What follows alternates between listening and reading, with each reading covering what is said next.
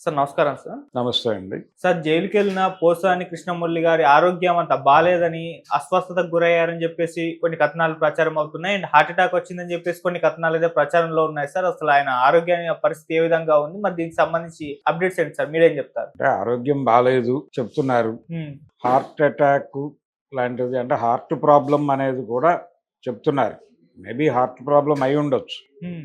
లేదు ఆయనకి జనరల్‌గా అనారోగ్యం ఉండుంటుంది. దాని తాలూకా ఇబ్బందులేవో పడుతున్నాడు.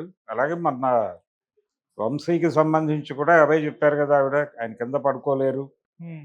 అలాగే ఆయనకి రకరకాల సమస్యలున్నాయి. వెన్నుపూసకు సంబంధించిన సమస్య ఉంది. అందుకని ఆయన కింద పడుకోలేరు. అలాగే సఫకేషన్‌కి గురవుతారేమో గదిలో ఉండి. ఇలా మాట్లాడారు ఆవిడ. దాదాపు అలాంటి కండిషన్సే ఈయనకి ఉండుండొచ్చు. అంటే వీళ్ళందరూ ఒక లైఫ్‌కి అలవాటు పడి, ఇంకొక లైఫ్‌లోకి ట్రాన్స్‌ఫర్ అయినప్పుడు అక్కడ కొన్ని జనరల్ ప్రాబ్లమ్స్ ఉంటాయి. నిద్ర పట్టకపోవడం ఇలాంటివి సహజంగా ఉంటాయి. ఆలోచనలు, ప్రెషర్‌లు అంటే ఎలా ఎలా అవుతుంది? ఏం జరుగుతుంది? మనం ఇక్కడి నుంచి బయటికెళ్ళగలమా? లేదా? అనేటువంటి ఒక సందేహం జైల్లో ఉన్నటువంటి ప్రతి ఒక్కడికి ఉంటుంది. అంటే వీళ్ళ జీవితం వేరే వాళ్ళ నిర్ణయాల మీద ఆధారపడి ఉంటుంది. ఆ నిర్ణయాలు నేరుగా తెలియవు వీళ్ళకి. వీళ్ళు డీల్ చేయరు. వీళ్ళు డీల్ చేసే వ్యవహారాలైతే వీళ్ళకి తెలుస్తాయి. కానీ వీళ్ళ తరఫున లాయర్లు మాట్లాడేటువంటి వ్యవహారంలో వీళ్ళకి సందేహాలుంటాయి. ఈ సందేహాలతో టెన్షన్స్ ఉంటాయి. అందుకని సహజంగా జైల్లో ఉన్న వాళ్ళకి కొంచెం బీపీ ఎక్కువ ఉంటుంది. బీపీ ఎక్కువ ఉండటం లాంటి సమస్యలు, ఆ ఫ్లక్చుయేషన్ ఏదైనా అనారోగ్యానికి గురైతే అయి ఉండొచ్చు ఆయన. హాస్పిటల్స్ ఉంటాయి. అయితే ఈయన్ని సబ్ జైల్లో ఉంచారు. ఇక్కడ నుంచి ఆయన మేబీ షిఫ్ట్ చేసి కడప సెంట్రల్ జైలుకి గనక తీసుకెళ్ళగలిగితే అక్కడ బెటర్ వైద్యం ఉంటుంది. లోపలే హాస్పిటల్ ఉంటుంది. చూసుకుంటారు డాక్టర్లు. లేదు జనరల్ హాస్పిటల్‌లో కూడా ఈ ప్రిజనర్స్ వార్డ్ ఉంటుంది. ఆ ప్రిజనర్స్ వార్డ్‌లో ఉంచి ఆయనకి ట్రీట్మెంట్ ఇవ్వచ్చు. హ్మ్. ఇవన్నీ సహజంగా జరిగేవే. అందరి ఖైదీలకి జరిగేవే. వీళ్ళు కొంచెం స్పెషల్‌గా మనం మాట్లాడుకుంటున్నాం సెలబ్రిటీస్ కాబట్టి. అంతకు మించి వేరే ఇదేం లేదు. ట్రీట్మెంట్ అందిస్తారు. ట్రీట్మెంట్ అందించకుండా ఉండరు. మరీ ప్రాబ్లమ్ అనుకుంటే ఇమ్మీడియేట్‌గా హాస్పిటల్‌లో జాయిన్ చేసేస్తారు. జాయిన్ చేస్తారు. చాలా ప్రభుత్వ ఆసుపత్రుల్లో ప్రిజన్ వార్డ్స్ ఉంటాయి. ఆ ప్రిజన్ వార్డ్స్‌లోనే ఉంచుతారు. అవసరమైతే ప్రైవేట్ హాస్పిటల్‌కి కూడా పంపిస్తారు. డబ్బులు వీళ్ళు పెట్టుకుంటానంటే వీళ్ళతో డబ్బులు పెట్టిస్తారు. ఇవన్నీ జరుగుతాయి. కాబట్టి టెన్షన్ పడాల్సిన అవసరం లేదు ఆయన ఆరోగ్యం గురించి. హ్మ్. ఆయన ఆరోగ్యం పరిరక్షించడానికి అన్ని చర్యలు ప్రభుత్వం తీసుకుంటుంది. ఎందుకంటే ఇది ఇది గనక ప్రాబ్లమ్ అయితే ఇది ఇష్యూ కింద మారుతుంది. అతను సెలబ్రిటీ కాబట్టి. అందుకని మిగిలిన ఖైదీలకు తీసుకునే శ్రద్ధ కంటే కొంచెం ఎక్కువే తీసుకోవచ్చు. సో, అది పరిస్థితి. జనరల్‌గా అనారోగ్యము, ఈ హెల్త్ గ్రౌండ్స్‌లో బెయిల్ అడగటానికి కొన్ని ప్రయత్నాలు జరుగుతాయి. అలా కూడా చూడొచ్చు దీన్ని. హెల్త్ గ్రౌండ్స్‌లో ఏదైనా బెయిల్ కోసం ట్రై చేస్తున్నారా? ఈ సహజంగా జరిగేటువంటి బీపీ ఫ్లక్చుయేషన్స్ ఇవన్నిటిని అలా చూపించే హ్మ్. ప్రొజెక్ట్ చేసే ప్రయత్నం ఏదన్నా జరుగుతోందా అనేది చూడాలి గానీ, హ్మ్. ప్రిపేర్ అయి ఉండటం మంచిది. ఆయన ఏజ్ పెద్ద ఏజే అయినప్పటికీ, ఆయనకు కొన్ని ఇబ్బందులు ఉన్నప్పటికీ భరించక తప్పని పరిస్థితి ఉన్నప్పుడు భరించాలి. ధైర్యంగా ఎదుర్కోవాలి. ధైర్యంగా ఎదుర్కొని ఆ ఉన్న పరిస్థితులకి అడ్జస్ట్ అయ్యి, ఆ పోరాటాన్ని కొనసాగించాల్సి ఉంటుంది. హ్మ్. అయితే ఆయన కండిషన్ అలా కనిపించట్లేదు. ఆయన అప్రూవర్‌గా మారే మూడ్‌లో ఉన్నట్టుగా అనిపిస్తోంది. అంటే అండర్‌టేకింగ్ రాయటానికి కూడా సిద్ధంగా ఉన్నట్టున్నాడు ఆయన. ఆల్రెడీ వేరే ఎవరో ప్రమేయంతో చేశాను తప్ప నా జ్ఞానం కాదది అని చెప్పే ప్రయత్నం చేశాడు ఆయన. Sajjala and team. వైఎస్ఆర్‌సీపీ నాయకత్వం ఏం చెప్తే అది చేశాను నేనని చెప్తున్నాడు. కానీ ఈయన ఇంటెన్షనల్‌గా ఎందుకున్నాడక్కడ అనేది చెప్పట్లా. నువ్వు అది చదవటం నీకు ఇష్టం లేనప్పుడు, నీ మెథడ్ యాక్సెప్ట్ చేయనప్పుడు నువ్వు చదవవు కదా! అప్పుడు అది నీకు నచ్చకపోయి ఉంటే అక్కడ పడేసి నువ్వు బయటకొచ్చేయాలి కదా! ఆ పార్టీ నుంచి. ఇలాంటివి నాకెందుకు ఇస్తారు, చదివిస్తారు అని. అంటే నువ్వు ఎంజాయ్ చేసావు దాన్ని. వాళ్ళు పంపించారు అనేది నమ్మితే. వాళ్ళు పంపిన స్క్రిప్ట్‌లే ఈయన చదివుంటే ఈయన ఎంజాయ్ చేసి చదివాడు. దాన్ని అభినయించానని చెప్తున్నాడు. దానికేమన్నా రెమ్యూనరేషన్ తీసుకున్నావా నువ్వు? ఆ రెమ్యూనరేషన్ కింద నీకు ఆ విడిసి చైర్మన్ ఇచ్చారా? ఆ క్లారిటీ ఉండాలి కదా! అది కూడా లేదు. ఊరికనే వేరే వాళ్ళ మీద నెపం వేయటం కోసం మాట్లాడాడు తప్ప ఆ మాట్లాడిన మాటలని వారి స్వయం కృషి, వారి జ్ఞానంతోనే వారు మాట్లాడారు, వేరే వారి జ్ఞానంతో కాదు. కాకపోతే అలా ప్రొజెక్ట్ చేస్తున్నారు, అది పోలీసు వాళ్ళు అలా డ్రైవ్ చేస్తారు. అవన్నీ మాట్లాడేసాడు, అయిపోయింది, ఆయన చేయవలసిన పని అయిపోయింది. ప్రస్తుతం ఆయన ఈ అప్రూవర్గా మారటము అనేటువంటి కార్యక్రమంలో ఉన్నాడు.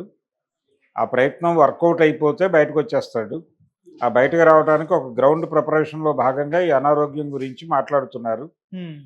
అనారోగ్యము లోపల సమస్యలు డెఫినెట్గా ఉంటాయి. దోమలు కొడతాయి, దుప్పట్లు అవన్నీ కప్పుకొని జాగ్రత్తగా తను తాను ప్రొటెక్ట్ చేసుకోవాల్సి ఉంటుంది.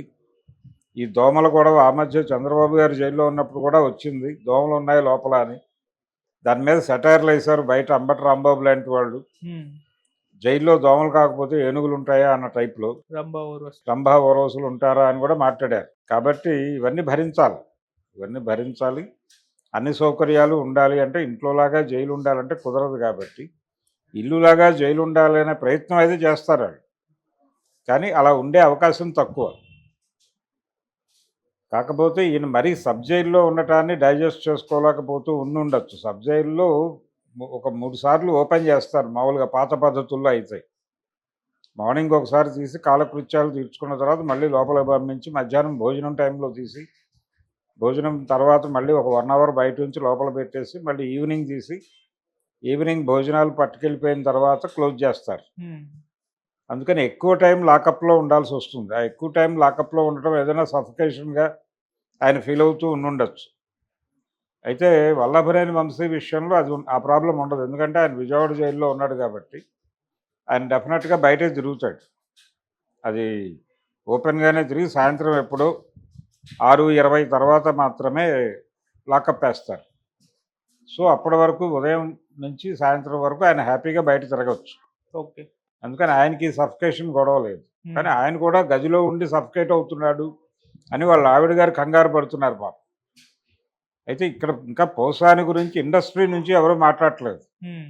అరే ఒక ఇండస్ట్రీ మనిషిని అరెస్ట్ చేశారా అని ఎవరు ఇప్పటిదాకా ఖండించటమో సమర్థించటమో ఏమీ చేయలే. ఇది ఒక విచిత్రమైనటువంటి పరిస్థితి. అంటే ఆయన చాలా కాలం క్రితం ఒక రకంగా ఇండస్ట్రీ అతన్ని పక్కన పెట్టేసిందేమో అనిపిస్తుంది. ఇండస్ట్రీ ప్రో తెలుగుదేశం ఉంది, ఇండస్ట్రీ మీద ఇప్పటికీ కమ్మ జెండా ఎగురుతోంది అనుకుంటే, పోసాని కృష్ణమురళి దాదాపు 8 నెలలు దాటిపోయింది ఆయన తెల్ల జెండా ఎగరేసి నాకు రాజకీయాలు లేవు, నేను సినిమాల్లో తిరిగి పనిచేస్తాను అన్నప్పటికీ ఎవరూ పిలవట్లేదు. ఇప్పటి వరకు ఒక పాత్ర కానీ లేకపోతే ఒక సినిమాకి రైటర్గా కానీ ఆయన తీసుకున్నట్టుగా ఎక్కడా మనం చూడలేదు ఈ 8 నెలల్లో. అందుకని ఇండస్ట్రీ కూడా పక్కన పెట్టేసినట్టుంది. ఈ జైలుకి వెళ్ళి రావటం వలన ఏమవుతుందంటే ఈ అండర్టేకింగ్ రాసేయటము వీళ్ళందరినీ కాయిన్ చేస్తున్నాడు ఆయన. ఇప్పుడు సజ్జల రామకృష్ణారెడ్డిని, వాళ్ళ అబ్బాయిని, వీళ్ళందరి పేర్లు ప్రస్తావించడం అనేది డెఫినెట్గా ఆ సెక్షన్ అప్రిషియేట్ చేసేటువంటి కార్యక్రమం. తద్వారా ఈ హడావిడంతా జరిగిన తర్వాత మళ్ళీ ఆయన వాళ్ళ పాత మిత్రులతో పునరేకీకరణ జరిగి మళ్ళీ సినిమా ఇండస్ట్రీలో ప్రవేశిస్తాడేమో చూడాలి. ఆ ప్రవేశించడానికి ఇది ఉపయోగపడుతుంది అని అలా ఏమన్నా వ్యవహరిస్తున్నాడేమో కూడా చూడాలి. ఈ అరెస్టుని తన కెరియర్కి ఉపయోగించుకునే ప్రయత్నం ఏదైనా చేస్తున్నాడా పోసాని? అనవసరంగా ఈ వ్యూహం తెలియక పొన్నవోలు అలాగే వైఎస్ జగన్ ఎక్కువ పూసుకుంటున్నారా ఈ అరెస్ట్ని అనేది కూడా ఆలోచించాలి. వాళ్ళు ఆల్మోస్ట్ తప్పుకోవచ్చు, బహుశా తనే చెప్పేస్తాడు, బాబు మీరుంటే నాకు ఇబ్బంది, మీరు లేకపోతే నేను ఏదో తిప్పలబడి బయటకు వచ్చేస్తాను అని. అది మొత్తానికి ఒక సరెండర్ ప్రోగ్రామ్ అయితే జరుగుతోంది. ఓకే, అందులో భాగంగానే చూడాలి ఈయన అనారోగ్యాలు ఇతర వ్యవహారాలు కూడా. సార్ జగన్మోహన్ రెడ్డి గారు మరి ములాఖత్కు వెళ్ళే అవకాశం ఏమన్నా ఉందా సార్? అంటే మామూలుగా ఆ ప్రోగ్రామ్ ఆయన పెట్టుకున్నారు, ఆల్రెడీ ఒకసారి ఫోన్ కూడా చేశారు వీళ్ళ వైఫ్కి, మరి వెళ్ళి కలిసి బయటకు వచ్చి ప్రెస్తో మాట్లాడతారంటారా సార్? ఈయన వెళ్ళి మాట్లాడటానికి ఆయన అంగీకరిస్తాడా అనేది చూడాలి. పోసాని కృష్ణమురళి అంగీకరించాలి కదా, లోపలికి కాగితం వెళ్తుంది, ములాఖాత్ కాగితం, ఆయన సంతకం పెట్టి బయటకు వస్తాడా అనేది చూడాలి. ఒకవేళ భయపడి వస్తే రావచ్చు కానీ దానివలన అదనపు తలకాయ నొప్పులు, అనవసరమైన తలకాయ నొప్పులు వస్తాయేమో అని భయపడుతున్నట్టున్నాడు అతను. ఆ భయం అయితే ఉంది తను ఏ స్టాండ్ అయితే ప్రకటించాడో, నేను రాజకీయాలకు దూరం, ఏ పార్టీతో నాకు ఏ సంబంధం లేదు, నేను రాజీనామా చేసేసాను అని మాట్లాడాడు ఆ రోజు. మరి ఒకవేళ అవే నిజమైతే ఈ రోజు వీళ్ళందరూ వచ్చి పూసుకునే వాళ్ళు కాదు కదా, కానీ పూసుకుంటున్నారు. ఇది తనని ఇబ్బంది పెట్టడానికే పూసుకుంటున్నారు. దీన్ని వాడుకొని ప్రతిపక్షం మీద, అధికార పక్షం మీద దాడి చేయడానికి ఒక అద్భుతమైన అవకాశంగా వినియోగించుకుంటున్నారు అని అనుకుంటున్నాడు ఆయన.